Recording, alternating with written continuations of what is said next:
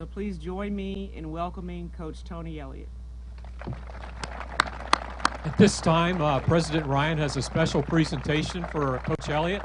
Coach Elliott, if you can go to the center, please, in the front. And we're going to allow the photographers to come up and get a shot of this.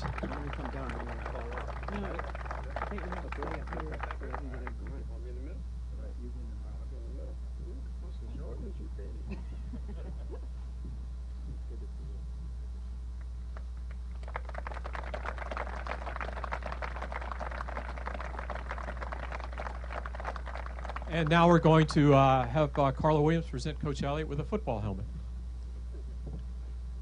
We're not going to ask tough questions like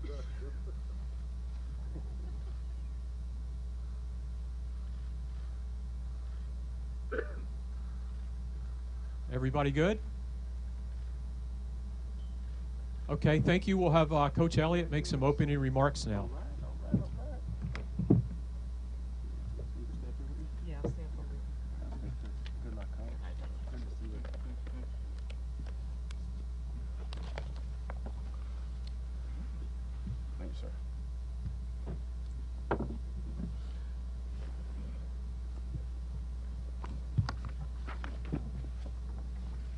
Wow.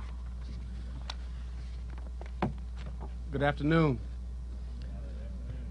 We're actually off to a pretty good start. I was walking in with Brennan, and I was telling him that we're already breaking records. I believe this is the first outdoor press conference, right? It is. So we're off to a good start. So, but it's with great humility, that I sit before you today. I must begin by thanking the good Lord above for directing my path and ordering my steps along this awesome journey of life. To the Board of Visitors, President Ryan, the entire administration, I'm extremely grateful for the trust and belief that you all have in me to lead the football program at the University of Virginia. To Carla, words can't express how excited I am to partner with you as we take Virginia football into the future. Also, I got to thank you for seeing something in me that compelled you to take a chance. To the faculty, staff, student body, and alumni of this world-class university, I'm extremely grateful to become a part of the UVA family. After 16 years at Clemson, 11 years as a member of the football staff, I got to take a few moments to thank some individuals. To the Board of Trustees, President Clements, I thank you for believing in me. To former Athletic Director Dan Radakovich and current Athletic Director Graham Neff, I truly appreciate the trust that both of you had in me to let me be your leader at Clemson. To Dabo Sweeney, I cannot express how grateful I am that you took a shot on me both as a player and as a coach. To all the current and former staff and players at Clemson, I appear larger than I really am today because I've had the privilege of standing on the shoulders of you giants, and I thank you. To all my former colleagues and friends at Michelin, I thank you for inspiring an engineer and encouraging an engineer to take a leap of faith when it didn't make sense to make a career change.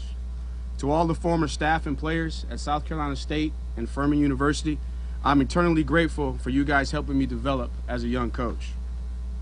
To all my family, from the West Coast to the East Coast, I thank all of you for believing in that lost child, believing that he could become the man that would make you all proud. To my aunt, Miss Blondell Kidd, you were and still are an angel that the Lord sent to change my life, and I'm forever grateful. To anyone who has crossed paths with me and left an impact, I thank you as well. To my wife, the real head coach. Oh, I know the order in my house. Tamika, I thank you for seeing things in me that I never would have never have seen, inspiring me to walk in the gifts that have been given from above. I thank you. To my boys, AJ and Ace. Sit up, Ace. All right, here's what I say to you.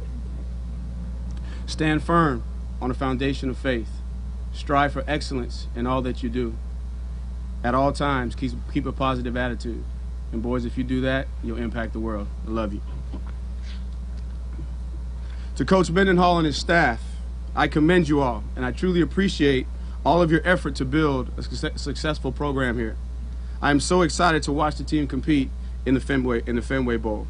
To the current team, the message is very simple. As I told you last night, finish and do so with purpose passion, and love for each other and love for Coach Mendenhall and the staff.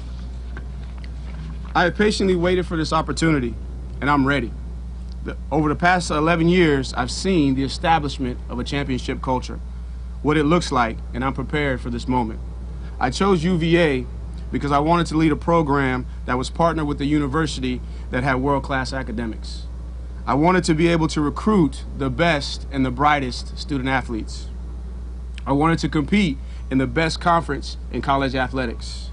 I wanted to be a part of an alignment with Ms. Carla and President Ryan that shared a vision that was similar to mine, which is centered around the holistic development of the student athlete. And lastly, I wanted to be a part of a university and athletic department that would not compromise its values to win. There is no better place for me than UVA, and there is no better time than now.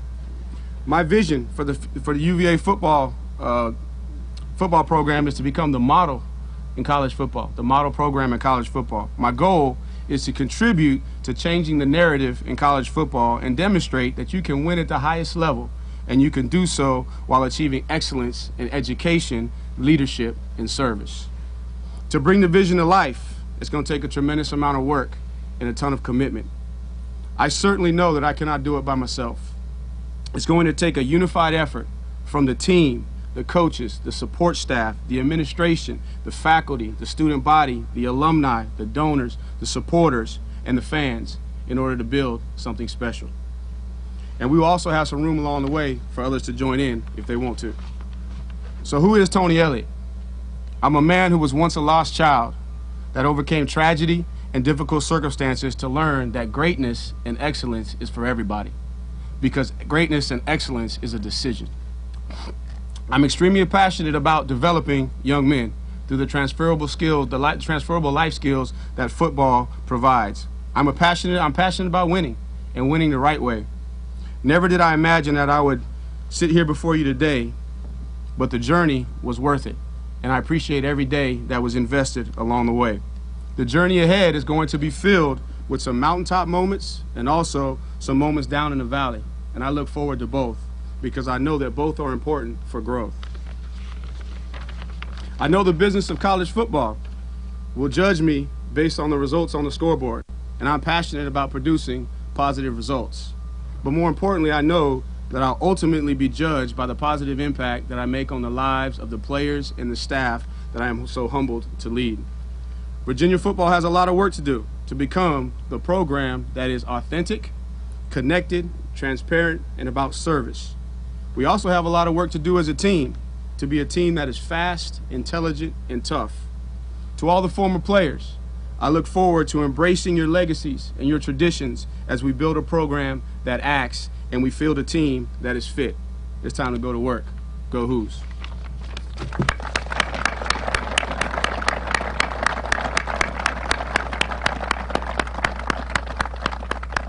Thank you. We'll open this up to media questions now, and Patrick and Bill will be on the sides here with the wireless microphone, so we'll get pointed out. We're going to have Jeff White start, and then I'll go to Mike Barber, and then Frank over on the right side. Welcome to Charlottesville. Thank you. As I know you had some familiarity with UVA from being in the ACC, but as you went through this process, what did you learn about the school and the football program that made this job something you wanted to pursue? So the school obviously has a tremendous academic reputation, but I learned just visiting around and seeing the campus, the history and the pride and just the tradition that exists on the academic side. And then visiting over here with Carla and the athletic department, just their passion and love for this university and for this football program. And that's important to me. And so what I really wanted to feel, which I thought existed, was just that authentic passion and love for the university and for the athletic department. Again, when you before you ask your question, if you could introduce yourself and your media outlet and direct who the question is for the first time, that would be appreciated. Mike, and then Frank. Coach Elliott, Mike Barber from the Richmond Times-Dispatch. You mentioned patiently waiting for this opportunity. I'm curious what it was about this cycle, this job, that made this timing right, and if you could speak a little to how the fact that you weren't headed for the ACC title game or the college football playoff, did that make it easier to be involved in a job this time around? Good questions, Mike. So for me, I sat down probably 3 years ago and kind of outlined really what I was looking for, and I made mention of those things: the high standards academically, the ability to recruit high character young men, the conference, the ability to play in a championship level conference, alignment, and then just a shared vision. And so for me, I've been looking for those things, and part of the process, it happens so fast, and very rarely do you have an opportunity to get to know the people that you're getting ready to hit your saddle to. So this year, this cycle allowed me to explore more options because we weren't in a situation. We had a chance. So this, if we would have figured out a way, I might not be here because I would have stayed loyal to my values and my team of not interviewing while we're on a championship run. But 7 years ago is when I became the offensive coordinator at Clemson, and 7 is the number of completion.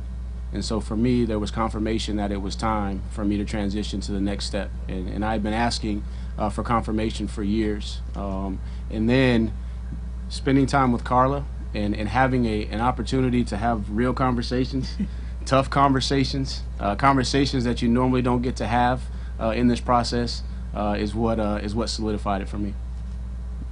Frank? Good afternoon. Frank Maloney, who's talking, 9:10 a.m. in Richmond, 107.5 FM here in Charlottesville. First off, welcome. I'm wondering, because there's so much speculation, could you shed some light on how you're going to build your staff and maybe what's going on behind the scenes in that regard? Thank you. Great question. So this is a very unique transition. And had a chance to address the current staff, and I appreciate their time and opportunity to speak with them. But and I also get an opportunity to watch the team prepare for the bowl. So it's very unique, and it gives me time to make sure that I get a really good lay of the land and an understanding of where the program is under Coach Mendenhall in the direction that we need to go. So I'm going to be very patient and make sure first and foremost that I get the right people. That's going to be the approach. It's not about the X's and the O's to start. It's about the people, because at the end of the day, this program is going to be about developing young men. And in order to develop young men, you got to have good people in place to pour into their lives and plant the proper seeds. So I'm going to take my time, and as I told the staff, they'll have an opportunity to be evaluated, as we go forward.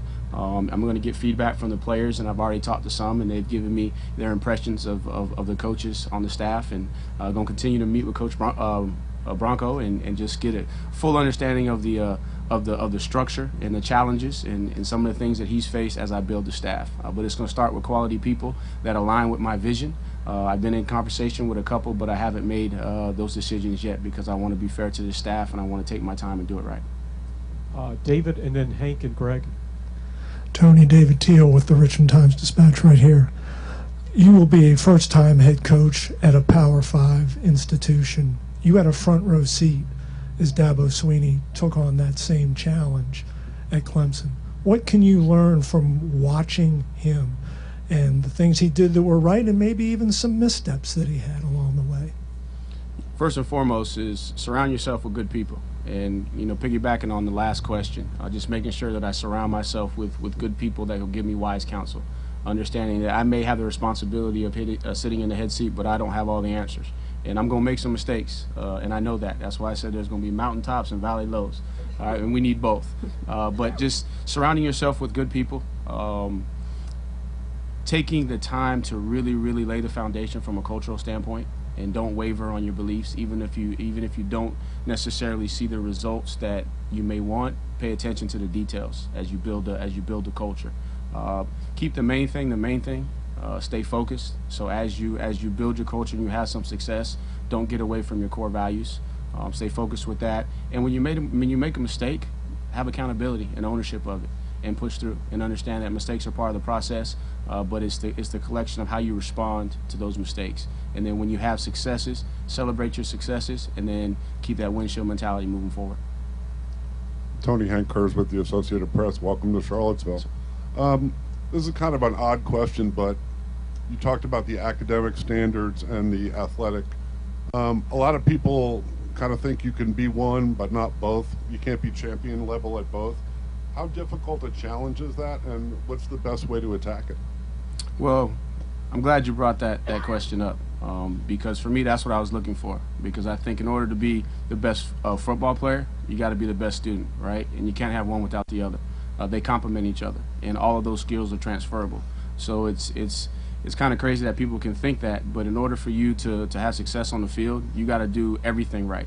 Right, it's how you do anything, it's how you do everything. So I'm looking forward to the challenge. And again, I understand that there's going to be a Virginia fit, right? There's going to be a profile of what we're looking for, and we're going to have to go work to recruit the best and the brightest. But our attraction and our draw and our sell is that we're going to build champion men all the way around. And we're going to use football, we're going to use social development, we're going to use academic development, and then we're going to build on a foundation of faith so that they can grow spiritually as well.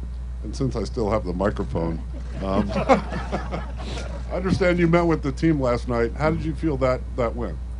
I thought it was positive. I thought it was very positive, and they were very engaged. Just wanted to make sure they knew who I was and what I was about, and the direction that we're heading. And then I gave them a challenge and a charge that turned it back over to Coach Mendenhall and his football team through the bowl. But I thought it was a positive meet. Coach Elliott, Greg Medea from the Charlottesville Daily Progress. I'm just curious, how do you want to look on offense? How do you want to look on defense in terms of styles and systems? What is your plan of attack there? I want to score and I want to stop people. All right, I want to score. No, great question. You know, so my background is a two-back no huddle spread. That's my background. But if you watched over the years, been very multiple. And I think you have to adapt your system, you know, to the personnel that you have. And every year, each team has its own identity, right? So we'll base out of that and go from there. And I'm anxious to watch. And I told the guys last night the offense that they run here, man, it's always been intriguing to me. So it's going to be fun to be able to watch these guys practice and prepare. Defensively, you know, I want to be known as a controlled, aggressive defense. Meaning that we're aggressive, but we're under control, we're sound, we get 11 hats to the football, very good at disguising our coverages, we can be multiple, find ways to disrupt the decision maker, and then stop the run. Hi, Jackie Franchuli for Wahoo's 24/7. How would you define your recruiting philosophy, especially with the college football landscape changing so much over the course of the last few months and even moving forward? Right. You know, I think recruiting starts in your own locker room. That's where we're going to start, and we're going to build a culture, right, that recruits itself. So we're going to have an inside-out mentality, meaning that we're recruiting the person first and the player second. So we're going to have to do a great job of evaluation and identifying those guys that fit the profile on both ends, from an academic standpoint and an athletic standpoint. We're going to work, right? We're going to make the state a priority. We understand that the Commonwealth has a ton of talent. Now, not every individual will be the profile that we're looking for, but we're going to have relationships in the state. And I'm about relationships and recruiting. I know that times have changed. You know, coming from a situation where we were all over the place, but I still believe that you can have relationships. And at the end of the day, that's what recruiting is to me. So we got to do a great job as a staff of recruiting our locker room first and making sure that once those guys get here, they still feel, you know, like they're being recruited, so that they can go out when we do bring recruits on campus. And a big thing for me is just to get them on the grounds and let them see it. All right. Tony, Mike again from Richmond. A lot's been made about the facilities here, what needs to be done, the budget that supports football. I'm curious what you see as what you're inheriting and what the discussions with Carla were about that. And then, Carla, if you wouldn't mind addressing the same topic, what do you think needs to still be done, and do you feel like you guys are making progress in that direction? I cheated. First and foremost, we're not going to make any excuses. We're going to be appreciative of what we got. Because in order for you to appreciate and be good stewards of the big things, you got to be good stewards of the little things. And so the focus for us is going to be about building the team. Now, in conversation with Carla, I know there's a commitment to a new facility. But I want to be able to have the culture established before we walk into the new facility, because bricks and mortar is nice, and the young people want to see bricks and mortar. But we all know that that's not what makes a home. It's the people inside. So we got to establish that first and then build. And as we build, then we'll continue to branch out. But we're going to take it one step at a time, starting with the foundation, which is the culture, and then the facilities will come, and we can take off from there. And I'll just add that my staff tells me that I'm brutally honest, and I was with Tony about the facilities.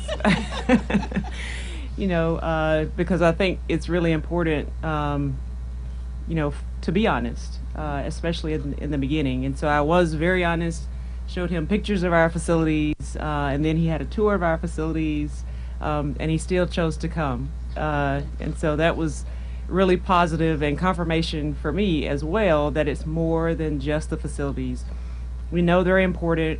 We are going to have the facility here soon, but there's a lot that goes into building a championship program, a championship culture, and I'm looking forward to getting started on that. Coach Elliott, hi. Caroline Darney from USA Today for the Win. How essential was it for you to be able to bring your wife and Ace and AJ to come down? I know it was a quick trip, but to get their input, and what was that process like when you were weighing all the factors, and just your general thoughts of Charlottesville, just real quick whirlwind trip? Great question. I'm gonna get some brownie points. Happy wife, happy life. But for us, it's about family. And for me, growing up in the circumstances that I did, football was where I found a lot of my solace in terms of a family, right? And so now that I'm a father and a husband, that's the most important thing to me. And yes, I sit here as a head coach, but I'm dad, and that's my biggest job, is to be dad and to be husband. And so if they didn't give me the thumbs up, it's not happening. And just general impressions, obviously coming from Clemson, very similar feel. You can just feel the passion, for the place, and I think that was important to me. But we got 3 Chick-fil-A's, I believe, in Charlottesville, right? There's 3 of them, all right, and a Target. Target was important. All right, Target was that was almost a deal breaker. Ain't that right, Ace?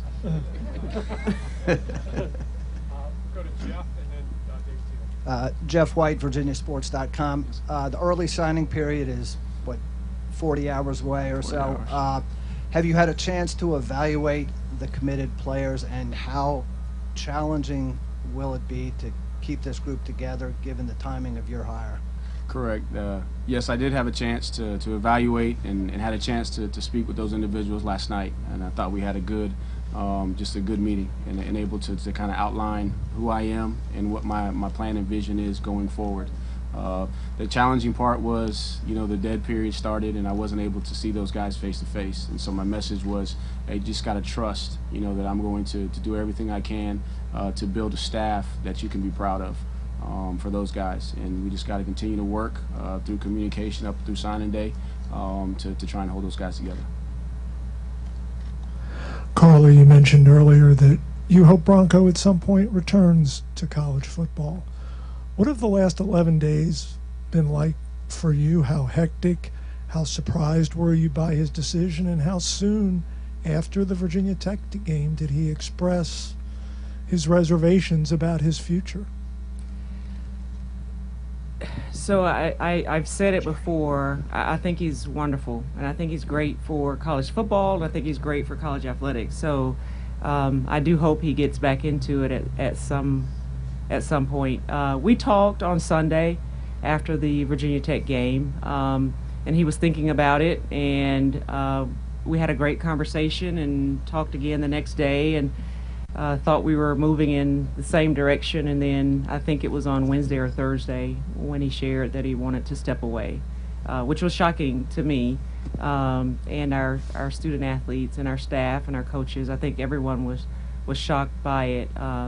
But knowing him as a person, and Holly as well, I think it was the right thing to do for them. He made the decision for himself, for his family, and so we were very fortunate because he had laid such a great foundation here and established a strong culture, and I think part of that made it attractive to Tony and I told him that he's going to be even more impressed with the job that Coach Mendenhall had done once he had gotten here.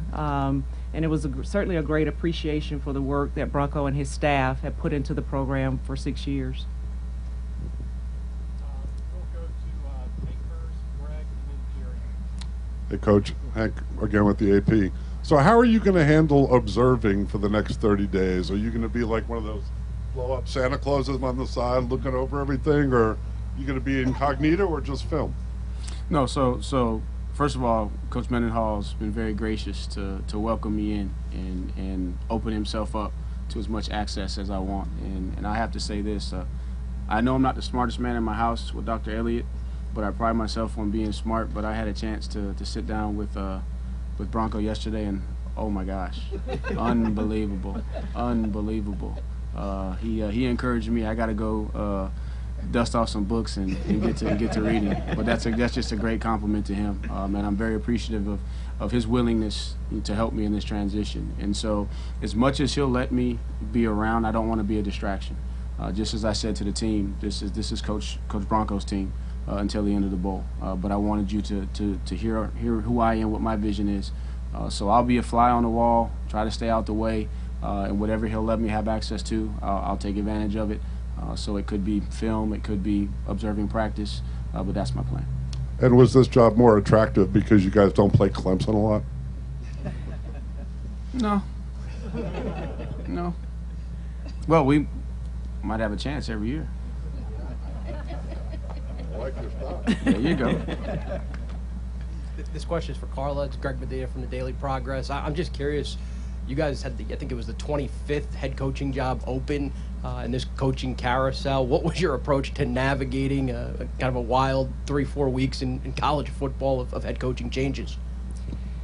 Yeah, I think every athletic director probably has a list of coaches to consider when needed, and we're no different. And Coach Elliott has been on everyone's list for a number of years. And so the opportunity to talk with him was valuable. And we had one conversation by phone, and then we had multiple conversations, and we were able to meet in person. And just every time we spoke and every time that I saw him speak, became more convinced that he was the right person for UVA. So there was a lot of craziness in our industry the last few weeks. We tried to stay above the fray and stay out of it and just keep our head down. And we knew what we needed. And we knew that Coach Elliott would be a great fit for us here at UVA.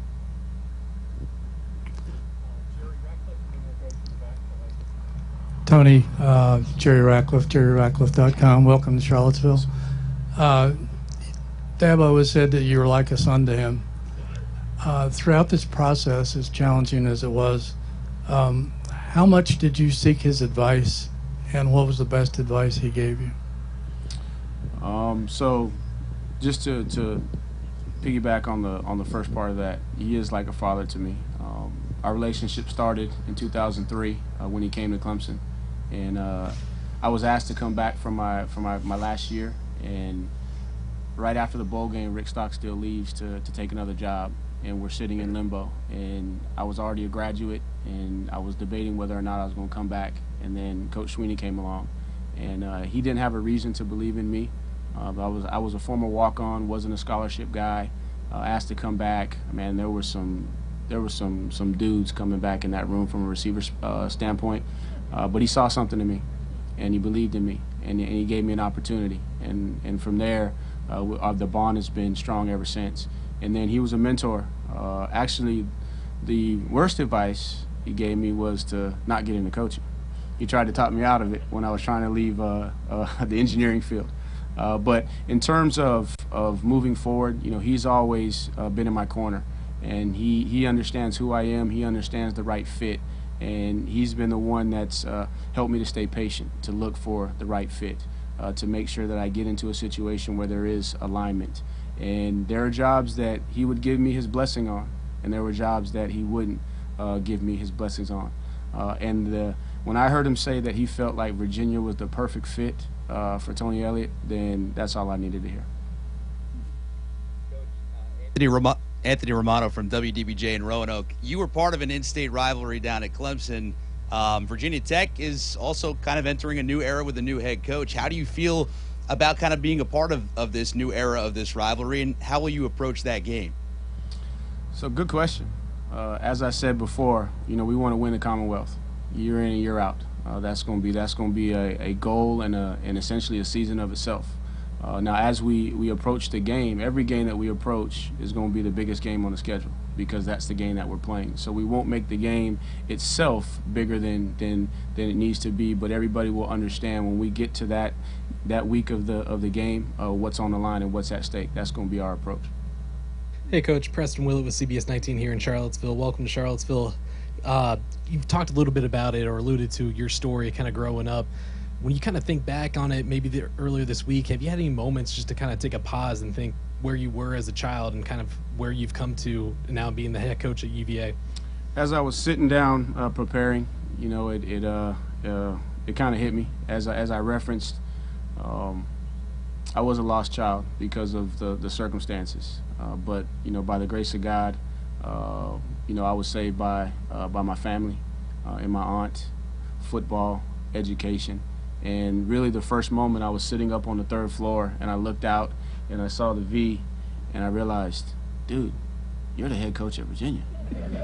Like, really, like, you're the head coach and you're getting ready to have a press conference. But it's just a tremendous testament to how the Lord works. And as I said to my boys, it's simple. Stand on the foundation of faith, make excellence a way of life, and keep a positive attitude, and you can impact the world. Sorry, Carl, I had to move the mic. For you, we've heard the word perfect a lot with this hire today. How quickly did he become, the choice for you, and how quickly did it become apparent how perfect a fit he would be here? Well, I was impressed the very first time that we spoke. And I think I sent a text to my staff or maybe even called our staff and just said, wow. Just super impressive. Coach talks about alignment, and I think that's so important. We're aligned together, and we're aligned with President Ryan. And you have to have that in order to do something special. And that's our intent. Our intent is to do something special.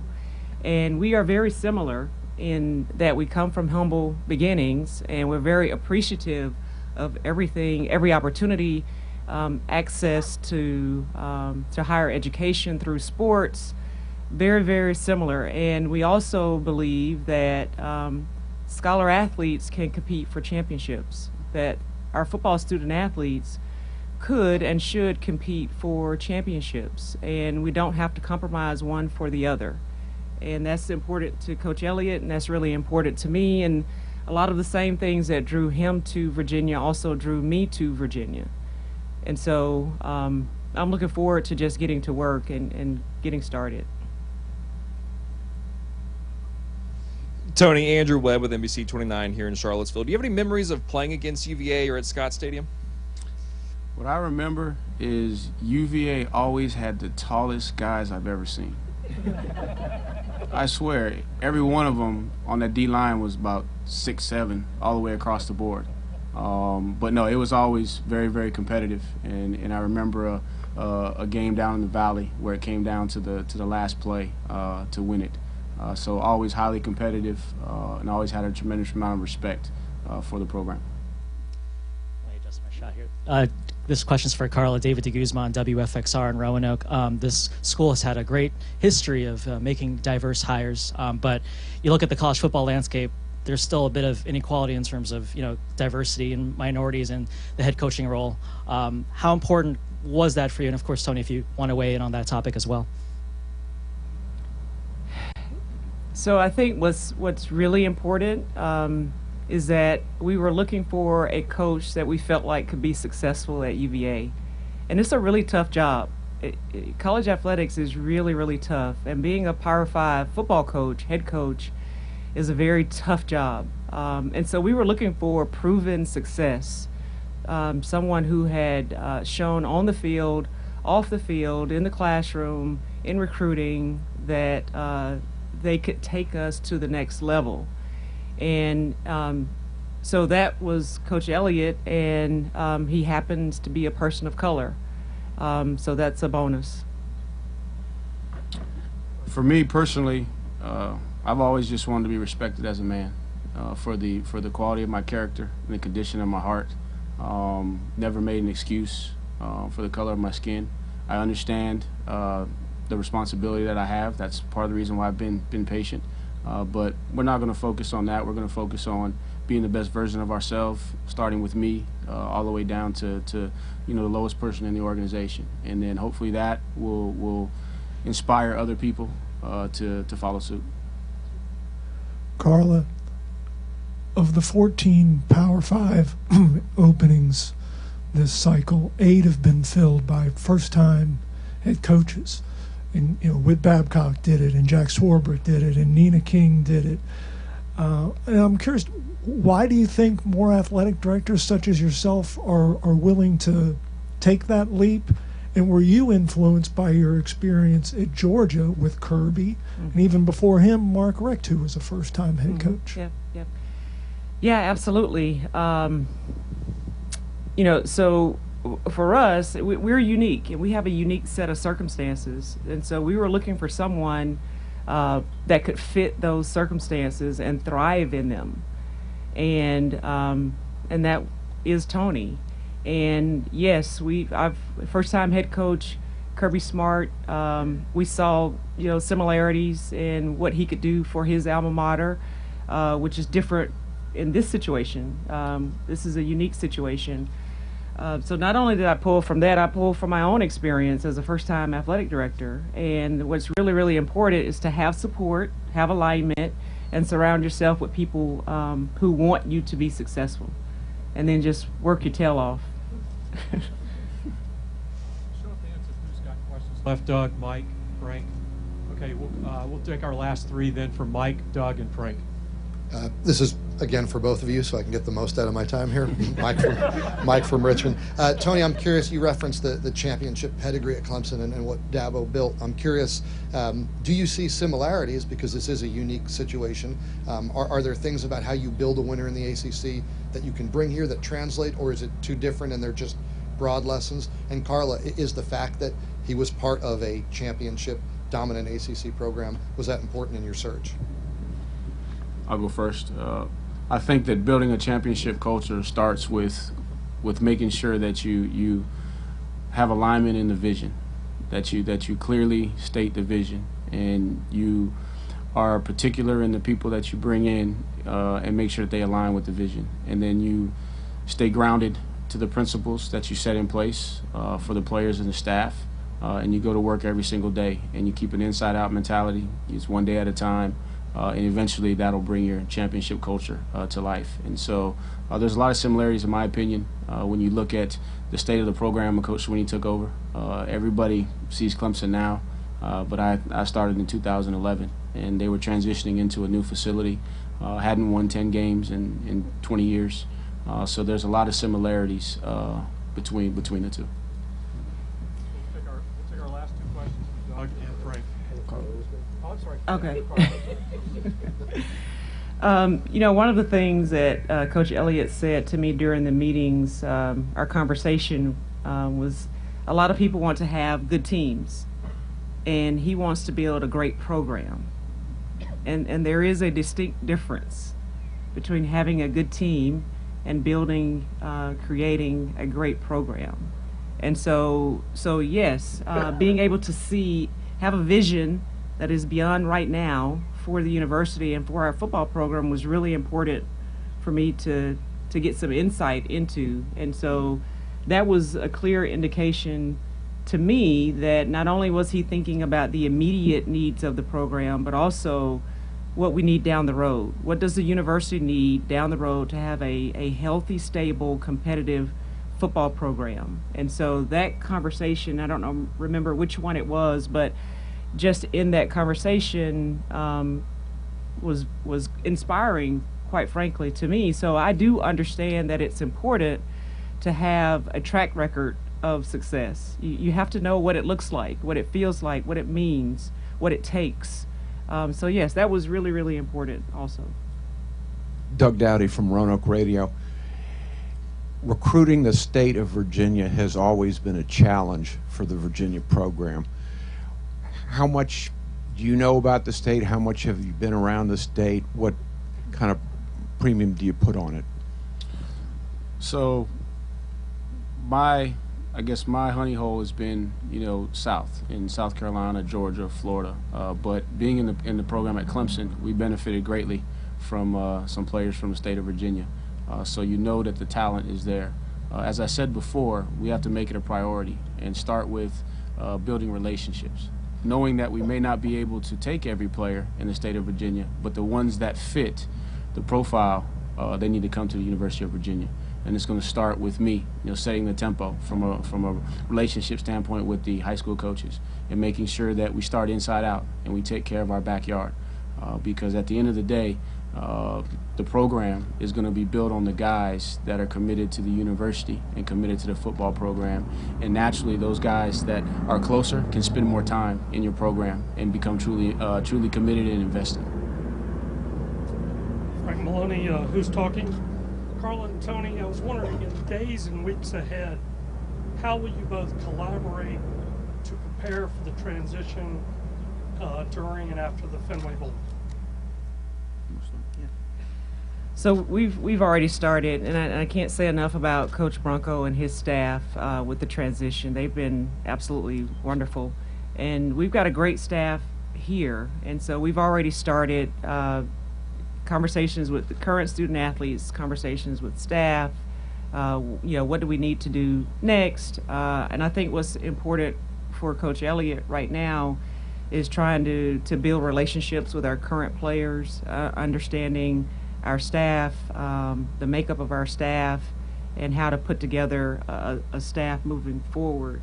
For us, we've been here 4 years now, and we talk about this every day. We talk about what do we need to do to ensure that we have a healthy football program at Virginia.